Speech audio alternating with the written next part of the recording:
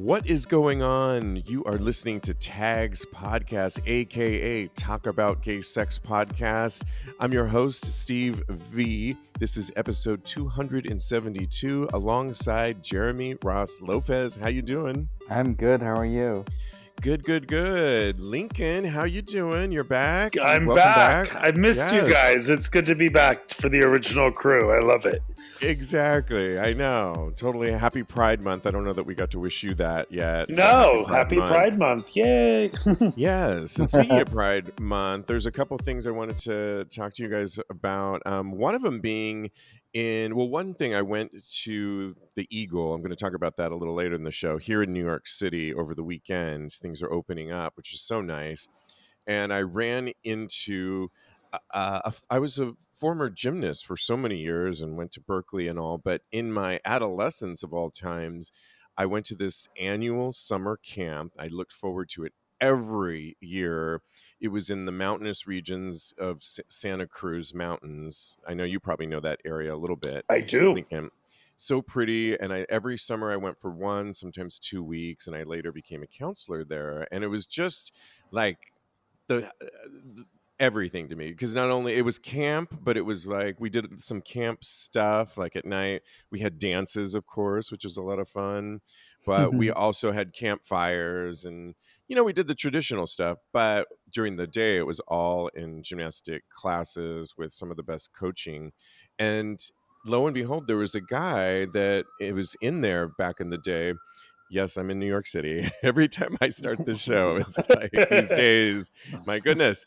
So there was a guy that was about actually exactly my age, and we got along back then. Well, he is now 50, like myself. We lives in New York City, and every time we see each other, we are like love fest, because we're like, oh my God, we used to know each other as kids at that gymnastic camp. And so to me, that is like a prideful moment to, obviously not obviously, but we didn't know we were gay at the time, and we were just, young kid gymnasts. And so we are always like hugging each other and like, oh my God, this is so cool. So it's just fun to always see him out and about. Shout out to Clark, because he's a lot of fun.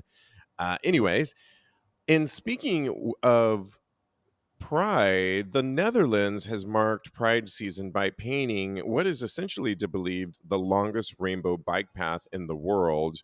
And the path can be found in Ulrecht Science Park. It's a university in the city of Utrecht. Utrecht. Of course, I'm probably butchering that. Sorry, Germany. The Netherlands. The Netherlands. It's about a 45-minute drive outside south of Amsterdam. And the path was the idea of 22-year-old student Elias van Morik. And in a press statement, he said, a lot of people live, work, and study in Utrecht Science Park. It's therefore great that such a location, you get a symbol that shows everyone is accepted. It's really cool. I know I sent you guys the link to it. It's pretty cool, huh? 570 meters long. Amazing. Yeah, he's quoted as saying, so regardless of your color, sexual orientation, cultural background, but also regardless of your disability or your parents' income, we prefer to look at the human being with everyone's own talent and qualities and how we can develop them further. This is the university speaking, and they even put in brown and black, which I thought was really awesome too, to represent all people. And in same vein of Pride Month, there's this awesome story. I'll have to send you this later, you guys, but it's essentially a user known as Meeman17 wanted to display their pride for the whole neighborhood. And I'm trying to figure out what city this was in, but their homeowners association was less than gay. So, quote, our HOA decided last month that we're not allowed to fly the USA, we're only allowed to fly the USA flag and nothing else. The day after the decision, we received an email that someone reported our pride flag, and these guys had it up since 2016, and that we needed to take it down. So we complied and removed the flag. But looking through their new rules, this couple noticed that removable lights are permitted without restriction. So they bought 6 colored floodlights and we washed our entire house in pride colors.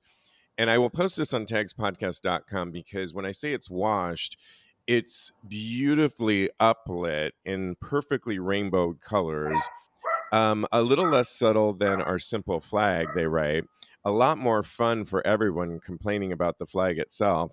And I just think, wow, that is so cool. Here it is. They complied with the HOA and but then found a caveat that no one said anything about lights. And Lincoln, it reminded me a little bit about your LED lights that you have in your apartment that are so beautiful, like that you put up sometimes. Yeah, when I I was in California, Peter actually sent me the article you're talking about. Oh, okay. And What he's did you like, think of let's that when do you this saw in that? California. It reminded me of the White House during the Obama administration. Remember Yeah, when they that's did a that? good visual. That's exactly Absolutely. what it looks like. And I think it's great. You know, there's a lot of loopholes these days in all policy.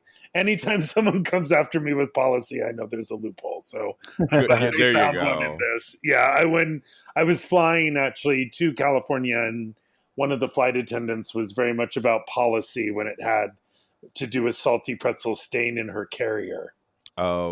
And Okay. it's like, no, it's a new policy. They have to be in their carrier the whole time. And I'm like, no, it actually says on the website only when you're going to the bathroom or coming onto the plane. It could be, no, the policy, you know. So I Mhm. sat with my carrier on my lap the whole time flying to California Oh my. because as long as she's in the carrier, everything could be fine. And Pretzel hates being in the carrier. So But at she's least she was on your at lap, least she was right? on my lap and I was petting her, so it was fine. But yes, whenever anyone comes at me with policy, I'm gonna shine a gay pride flag on them or something. Yeah, right. It's just symbolism and it's wonderful. And I don't know Yeah, why we're so surprised because that was a good example of the White House, but also Christmas time. I mean, look at how people go crazy. yeah. I'm sure in your neck of the woods, Jeremy, you'll see a lot Oh of, yeah, they go yeah, nuts. right. Okay. Well, I don't know if you guys know, but this over the course of the weekend, the Saturday, June 12th, Pulse nightclub, remember the Pulse nightclub shooting? How Hmm. could we forget? Yes, Had their 5 years. 5 year anniversary. And the one good thing that came out of it was the US Senate passed a bill to make Pulse a national memorial, which is really, I think, pretty awesome. Senator Rick Scott, a Republican actually, introduced the Senate bill, and it recognizes the anniversary of the shooting in which 49 lives were lost. And this tragedy, which a gunman targeted the LGBTQ nightclub in Orlando, like I said, unfolded June 12th in 2016. So a companion House bill was led by Representative Darren Soto and passed the House on May 12th. So I think that this is really, really awesome that they're doing that and they're actually s- enacting this. But there's still more work to be done. I mean, I know, Jeremy, you remember it was 2016. You and I were doing a fashion show at the Eagle Hmm. and it was just tragic. What was your first thoughts when you heard about the monument, and then that memory that we had? It definitely was a tragic, terrible memory, and it just like put a damper on for a long while. Just everything going on in the community, and just the new occurrences and things like that. And so I love that this is taking place now, and I'm really excited that the administration has changed and just everything is slowly but surely on the up and up. Yeah, I know, Lincoln. It's great that there's a monument, but here we are in America where there's just so many shootings. Just this year, I think we're up to Just this 300 weekend, deaths. there was Yeah, a huge one in Austin again. and it seems like it's a weekly occurrence. What do you say about a monument, but just opposed to the massive shootings that we're seeing? I mean, my God. Well, I think they're two different conversations because we should have every monument for everything that's happened. I'm a firm believer in not taking down a statue, of putting up a plaque next to the statue that says this statue is up because this person did all these great things, but at the same time, they also owned slaves and they did all these horrible things. And thank Mm-hmm. Right. God we've come so far from that. And we put up this statue and we put up this plaque so that we don't forget our history, because if we forget it or tear it down, we will repeat it. So I'm big on a memorial, I'm big on a statue, and I'm big on a plaque, and education. The more the better, which is why Berlin is one of my favorite cities in the entire world, because you can't spit without hitting a monument. Don't spit on a monument, but you can't Right. look right or left without seeing a monument of something that was either done wrong or done right. And I think those are all, I'm up for that. As far as the shootings that are still going on, I mean, I have the opinion of everyone else. It shouldn't happen, and I personally think the invention of the gun was the worst invention of mankind. So Yeah. I've said that forever. Like the power to be able to do away with someone because you disagree with them by shooting a device at them is just insane. You know what I mean? So Yeah. I'm a very big anti-gun person to begin with. So yeah. Yeah, we're going to talk a little So bit later about some of kind of what you were alluding to. But in regards to Berlin, yeah, and even with the Holocaust, there's a monument to the gays that were suffered. Have you seen that I have. It's monument? And it's brilliant. a triangle that's tilted, and it's really beautiful. And I believe it's in Tiergarten Park. If you haven't seen it, it's just a great history lesson. So monuments actually can have a significant just be significant to all. Mm-hmm. They can be a teaching moment, and I think that for that regard I'm very happy about it. But yes, what we're seeing is, it's just getting worse. And I don't know. I And just something that, we I need mean, more laws. not to interrupt you, I'm sorry. But something people have said is that since Biden was elected, so many more shootings have been happening. And I think a big reason for that is we were in shelter in place for so long that is why it has really amped up more than a Democrat being elected president. But it is a mess no matter what. And I don't know what the solution is. I do know one solution is to put back the laws that restricted firearms that could kill 1 million people in 1 minute that became out of date, I believe, during the Bush administration, and we haven't been able to put them back on the books. So I do think there Yeah. are restrictions that have expired that need to be put back on the books, because no one should be carrying around a device that could kill 20 people in 30 seconds. I mean, that's just hello. But I Absolutely. think we're And preaching to the choir here in a way. So yeah. I'm just going to stay on this vein. I was going to go in a different direction, but there's a therapist who was talking about hate crimes, and I'd love to get your guys's to weigh in on this. Stu Fenton, he's a former porn star, actually. Nothing is more attractive than compassion, they write here on Metro Source. We have all our faults, but when we see beyond them, we can truly connect with the flawed yet fabulous individuals within. And therapy is a codified approach to assessing our issues, but it is far more effective if your therapist has wrestled with the same struggles you encounter. And that's why this guy, Stu Fenton, might just be the ideal counselor for the queer community. Quote, "The first time I took ecstasy, it was very romantic," gushes Fenton.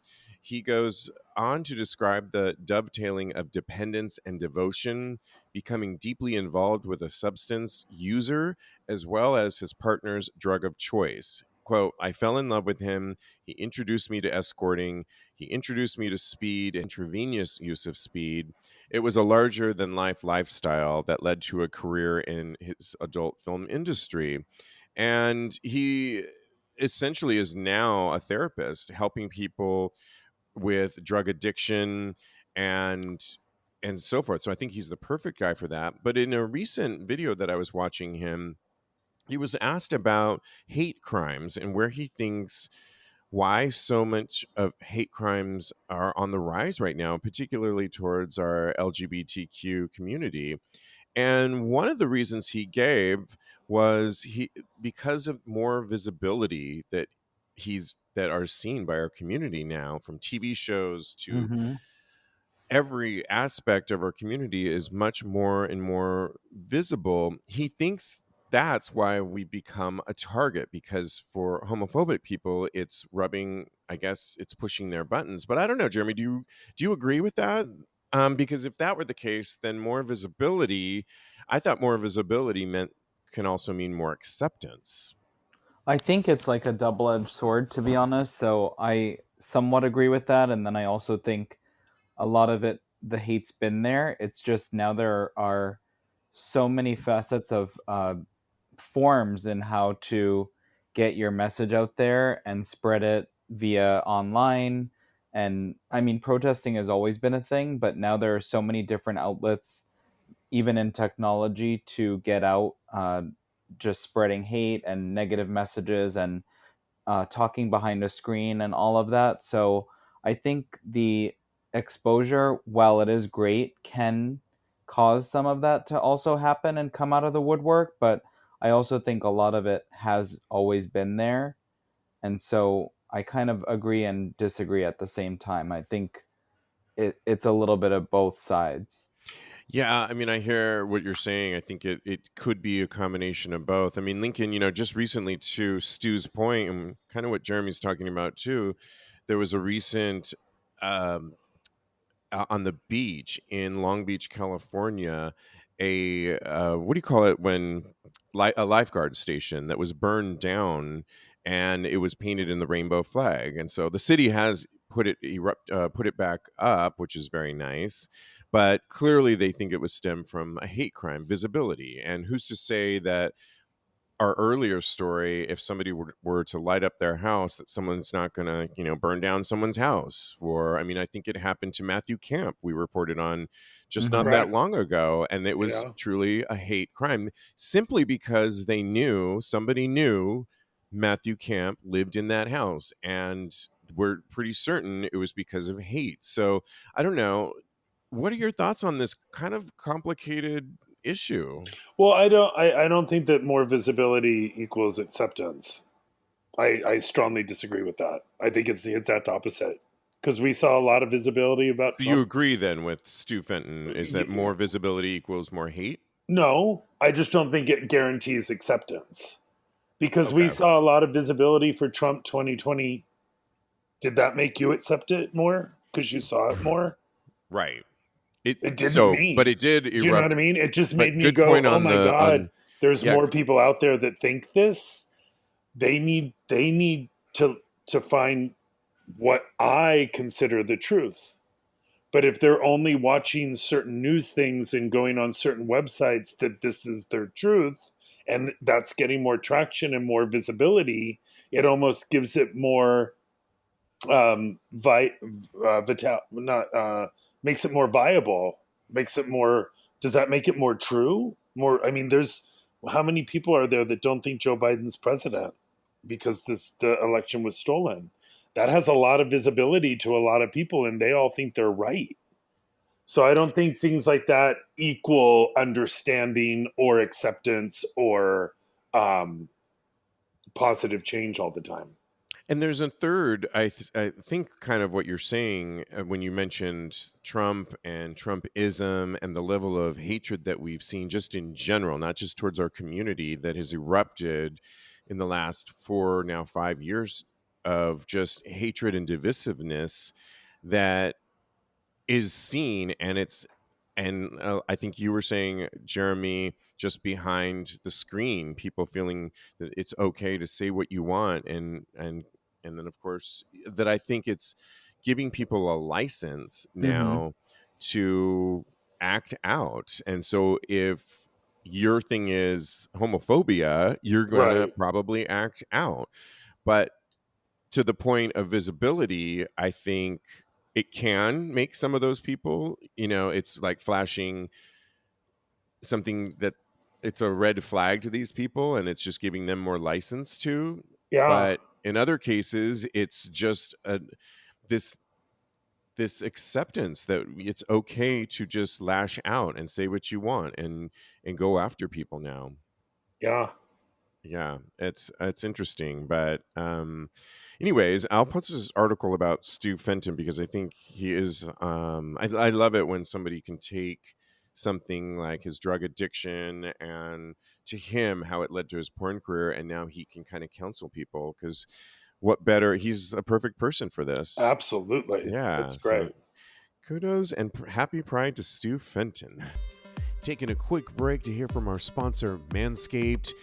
A little quick conversation with my friend Steve Mead, as this Sunday is Father's Day. Happy Father's Day. All right. Well, I'm super excited to talk to my friend, LGBTQ plus ally for so long, Steve Mead. How you doing? I am well. How are you, Steve? Doing really good. And Father's Day is just around the corner, and Mm-hmm. you have a daughter. First of all, what is your favorite thing about being a dad? Oh my gosh, getting hugs from my daughter without question, and the time we spend together, and the special things you see every day, every single day. Awesome. Awesome. I love that. I love that. And happy Father's Day in Thank you. advance. Thank you. Well, as a dad, obviously you have a career. I know you're very athletic. And Mhm. so keeping up, appearance is probably maybe not the first thing on your list always. But I know you recently got the Manscaped Lawnmower 4.0. And I'm Mhm. just curious, as a busy guy, what did you think about it? Did it help? It's actually, I've used other products in the past. It genuinely is the best product ever for taking care of everything south of the belly button. You get nicks, you get things with other products that you just have to navigate through. I'm also a cyclist, and we have to keep things really tidy. And so it really genuinely helps. It has everything you can need for going south of the border, and even a light on it to help you navigate through. So I couldn't give it a higher rating. I love it. I'm glad you said that. I know you were a cyclist, Hmm. and one of the things I was going to ask you is it because the Lawnmower 4.0 allows you to kind of customize your trim through Hmm. additional guard lengths, and they've got Hmm. like sizes 1 through 4. Is Hmm. being like a cyclist, is it better to be like have no hair down there, or is it better to have it like trimmed? It's a personal preference from person to person. I go for pretty close to nothing on there, and if you're when you're doing long distance and you're in there for hours at a time, everybody has their own style or comfort level. I just go all the way, and it's just much more comfortable because you've got a whole tight. You got cycling's. That's the one area that cycling is not fun. So Yes, I can, and I'm not sure if you got the Manscaped boxers as well. I did. A cool thing about those, they're anti-chafing. I wear them actually when I work out, but I Oh. imagine they might be good for I don't know if cycling, but at least for some of your exercising. So keep Oh that in no, mind. I will do. Thank you, sir. Yes. Well, thank you, Steve. It was great catching up with you. And listen, have a happy Father's Day. Oh, thank you very much. All the best. Great to hear from my friend Steve, and happy I'm going to see him in a couple weeks when I get to the Bay Area, California. But listen up. You can get 20% off. Get your dad, your father's, or your daddy, as I like to call it, a gift this weekend. You still have got time. Father's Day is this Sunday. You can get 20% off by just using our promo code, being a Tags listener. Go to manscaped.com. Use our promo code at checkout, TAGS, TAGS, and get 20% off plus free shipping. Yep, let me repeat that. Father's Day is this Sunday. You still got time, but in general, you can go to manscaped.com, use our promo code at checkout, TAGS, TAGS, get 20% off and free shipping. Again, manscaped.com. You may have heard of this next story, how the new Apple app policy raises alarm for Grindr users and Scruff. So listen up, y'all who are on the apps on Scruff, and this might affect you. Scruff has already been hit by App Store censorship, and who's to say that it and Grindr won't be hit again?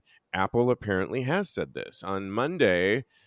Last Monday, June 8th, Apple announced its iOS 15 operating system at the WWDC 2021 event, as part of the opening keynote speech, Apple shared that it's not only releasing new features for its products, but also new guidelines.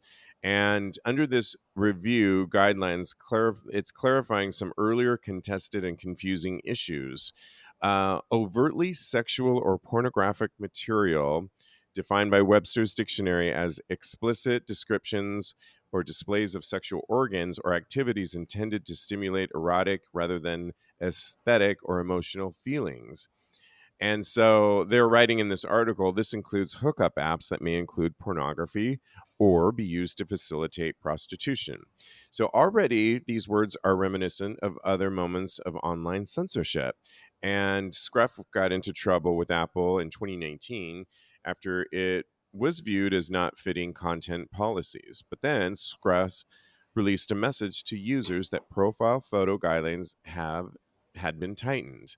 I know this personally because I every time I'm only on Scruff, and whenever I try and update my profile picture, and it's always just a torso picture, and it's always up for review, and then it often gets like taken down, like no, not that doesn't get approval. And I'm like, my picture is so much more tame than 95 other guys' pictures on this. Why am I? But I think it's like an algorithm type thing that, and because they got in trouble for this, that they're hyper looking at the review section when you change your picture, particularly if it happens to be shirtless. So, anyways, quote, all gay and queer apps must enforce App Store content policies or risk being removed from the App Store altogether. And this, like I said, it happened with Scruff. Had this removal been permanent, he wrote, it would have been devastating to our company and our community. But it kind of reminds me of Craigslist. Do you guys remember that in 2018 when, Yes. yeah, Congress passed this bill? Um, Essentially, they said it was for stopping sex traffickers, but for anybody putting up personals, this was how a lot of people like hooked up, or I know a lot of people met people for exchange for money, prostitution, but it was, and so all that got taken down. um I don't know, do you think this, Lincoln, is censorship or coming down on our community? What's your thoughts on this? And Well, my question is, does it also apply to Tinder and all that stuff? yes, I Because it's believe they're not only gay listing these. centric. Yeah, it's not Yeah. gay centric. So No, I it's not gay can't. centric. Yeah, However, it's, yeah. But but isn't censorship in general towards sex, and getting hooking up. yeah, but then the conversation is like, what if the kids see it, right? Which I hate that conversation. Because I'm an adult and I live in an adult world. So um I don't I don't know, I don't really know the answer to that. It's a private platform, and it's like Tumblr. Tumblr used to be the best porn on the internet. And then a law passed, and now Tumblr is basically Pinterest. Yeah, You know what I Jeremy, when Apple says that Apple shared the policy and said that it wasn't meant to attack legitimate dating platforms, so they're essentially saying it wasn't meant to attack, Grindr, Scruff, perhaps Tinder, but instead the policy change is meant to prevent apps from presenting as dating apps while working at as hubs for prostitution or human trafficking. I don't know. What do you believe all that, and or do you think it's censorship? I mean, I think it's just they're just wasting their time on things that don't really like make much difference, if you know what I mean. Like Mm-hmm. you uploading that picture, I just think that certain things they should leave alone and worry about more important things to do with the functionality of their apps that they have present, rather than weeding out and filtering certain content that is uploaded to the platforms. And I mean, we've talked about it in the past, like cyberbullying and things like that. I feel like they Yes. need to get a lot That's a better with that great point. censorship, rather than based off of public nudity or just pictures that you take of yourself that you want somewhere, and you're proud of what you worked for, whatever it is, whatever it may be. And then they have like terrible censorship for cyberbullying and calling people ugly and fat and useless, and just I could go on and on for days.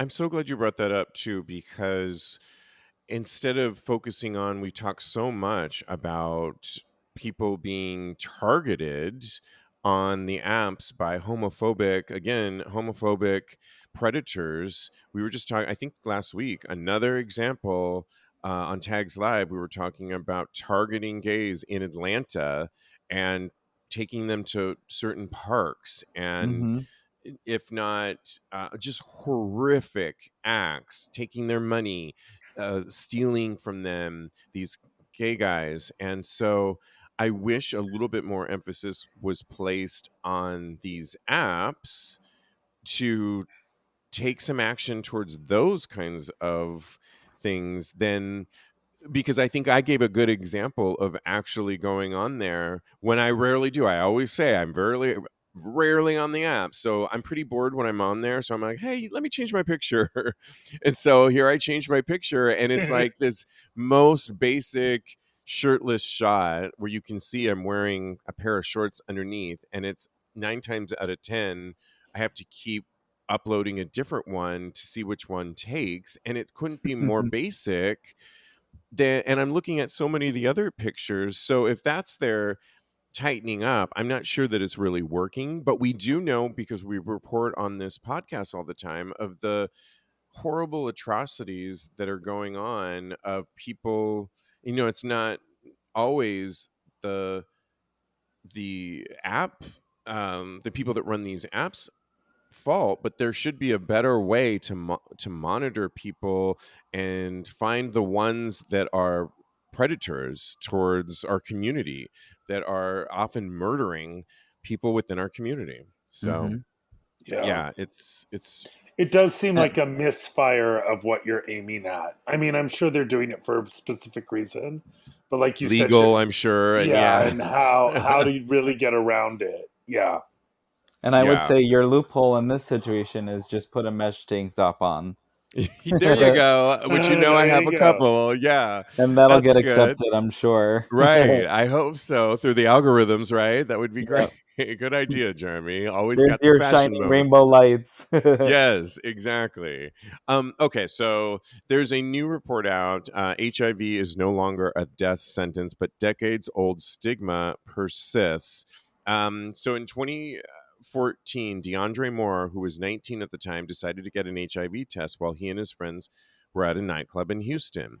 Moore wanted his friends to get tested, so he knew that the best way to do so was to lead by example and get a test. Well, he was tested earlier that year and had recently been in what he thought was a monogamous relationship with a man he was in love with. However, he tested positive and then went back and got another test by another source and was truly positive.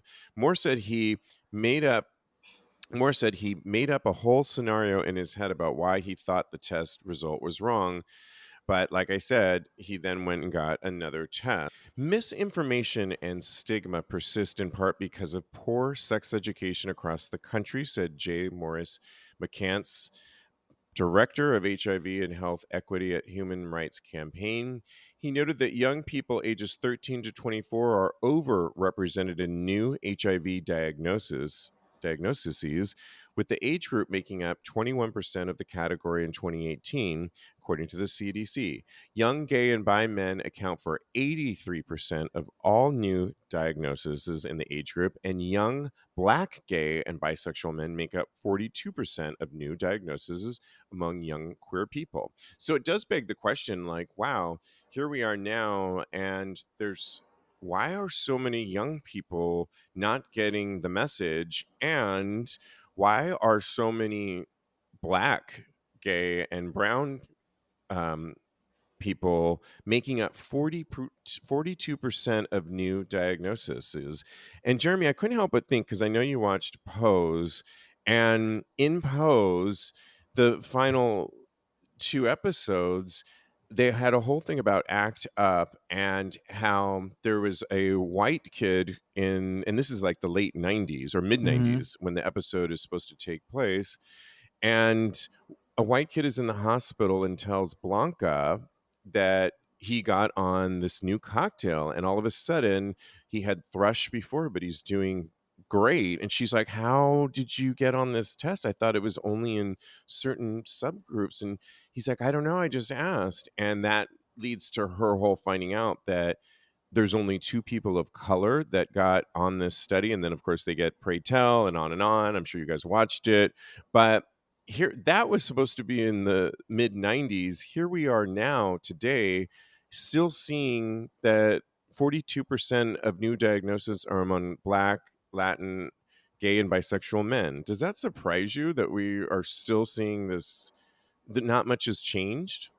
It does. It surprises me just because it's been so long now, and it's very sad. And I think I'm just kind of like surprised that it's not different from so long ago at this point. Yeah, I agree. And Lincoln, I mean, what's your thoughts on this? That, why isn't the messaging getting across? I mean, I know you're not a scientist here, but if you were to just reflect a little bit on why is so many young people not getting this message? Because I think our bubbles are pretty thick.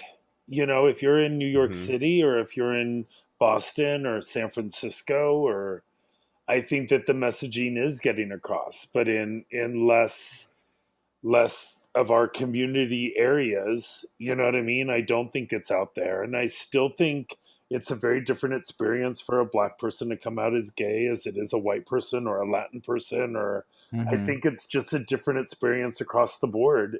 It's economical, it's economics, it's geographic, it's people are still scared. I mean, we're talking about people's houses being burned down for a gay flag, right? Right. Right. So how is that mentality gonna?